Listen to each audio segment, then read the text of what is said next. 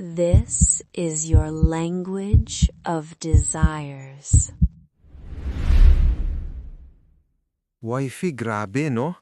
Hanggang ngayon naiisip ko pa rin yung nangyari nung February. Alin, yung bull? Galing pa ng Laguna? Imagine mo no, nag-commute pa papunta dito sa atin. Yun nga eh. Hindi biro yung biyahe na yun. Tapos pagdating niya dito, sobrang chill lang niya. Oo, akala ko nga awkward sa umpisa eh. Pero nung nagkati tayo, parang ang bilis naging natural ng usapan. 3 hours ba yun o higit pa? Hindi ko na malayan yung oras. Halos 3 hours nga. Coffee lang, kwentuhan lang, sharing ng experiences, ideas, mga thoughts about the lifestyle. At guys, dun ko na-realize, hindi namin naramdaman na bull siya. Totoo, hindi rin namin naramdaman na parang stranger siya. Parang tropa lang na matagal na nating kilala. Actually, nakuha niya talaga interest ko sa kwentuhan. And to be honest, medyo in heat na rin ako noon. Alam ko yun. Ramdam ko sa mga galaw mo eh. Pero alam mo kung ano yung pinaka nagustuhan ko sa kanya? Yung respeto. Exactly. Hindi siya nagmadali, hindi siya pushy.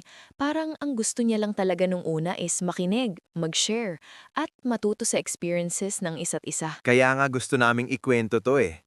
Para ipakita na hindi lahat ng ball, play lang agad ang habol. Tama. May mga tao talaga na naghihintay lang ng tamang pagkakataon para makilala kayo bilang tao, hindi lang bilang couple sa lifestyle. Kaya sa mga nakikinig dyan, simple lang. Kapag bastos, block agad. Wala nang satsat, wala nang usap. Pero kung maayos ka usap, Why not give a chance? Talk, kilalanin. basta ang pinaka-importante, okay sa inyong dalawa bilang couple. Kasi alam naman natin, itong lifestyle na to, hindi naman talaga normal sa karamihan. At sa lifestyle na to, maraming bastos. Maraming siraulo. Pero guys, isang bagay ang hindi dapat mawala dito. Respeto. Kaya, shout out sa bull namin last February. Ang bait mo, dude. Sobra yung respeto mo sa amin. At sana, nasuklian din namin yun. Kasi after that night, Dagdag tropa unlocked. sana sa mga susunod pa naming mamimit, Ganito rin kasarap ang kwentuhan. good vibes, respeto, at tunay na koneksyon. This is Carlo, And I'm Ina, and this is your... Language of Desires.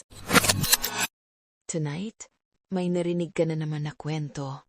Isang kwento ng curiosity, ng temptation, at ng mga lihim na gusto nating tuklasin. Minsan, hindi mo kailangang pigilan ang desire mo. Kailangan mo lang maintindihan kung ano talaga ang sinasabi nito. Kasi sa bawat tingin, bawat hawak, bawat sandaling nagpakainit ng damdamin, May wika na hindi sinasabi ng salita pero ramdam ng katawan. at kung nagustuhan mo ang kwentong to, don't forget to like Share at subscribe. at i-follow mo na rin ang page namin para sa mas marami pang kwento na magpapakilig. At magpapainit ng imahinasyon mo. This is your Language of Desires.